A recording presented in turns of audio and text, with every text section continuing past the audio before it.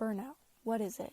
In this video, we will be discussing how burnout affects healthcare workers and what can be done to help reduce the chances of it occurring. Burnout is characterized by emotional exhaustion, the perception of being disconnected to one's environment, cynicism, reduced personal accomplishment, and much more. The biggest culprit is known to be occupational stress. Factors that may lead to occupational stress and ultimately burnout may include, but are not limited to, coping with death and suffering of patients, conflict with colleagues and supervisors, poor staffing and excessive workload, uncertainty about treatments given, and conflict with patients and family members. Unfortunately, burnout is known to be very common in healthcare industry. In a recent study of 6,586 actively participating physicians, 54% of participants reported symptoms of burnout. With COVID-19 running a rampage across the world, risk of burnout is even higher than ever before.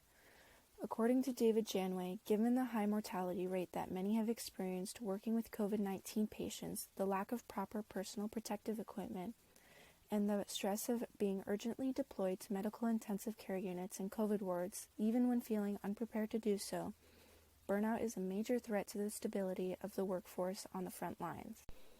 Although many healthcare workers are at a higher risk due to the pandemic, there are many ways to combat it. It is important to find meaning in the work that you do.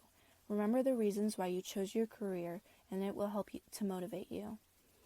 Find support systems, ask for help. If applicable, look to your spiritual and religious beliefs.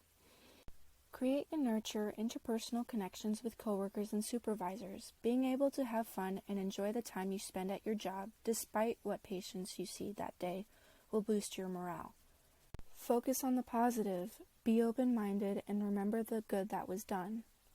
However, burnout is not just the physicians and nurses, etc. to prevent. Managers and supervisors must also take care of their employees. Train and provide education to your employees on the development of skills for coping with workplace stress. Be understanding and provide support for your staff. Additionally, assess your staff for signs of stress and burnout is imperative. As a community, we must appreciate our healthcare workers, now more than ever. We too can help reduce the risk of burnout in our healthcare workers. Try to be open-minded and understanding to their suggestions despite the severity of the situation. Remember, they work very hard to serve our communities and that they are doing what is in the best interest of their patients and our community. Burnout. What is it?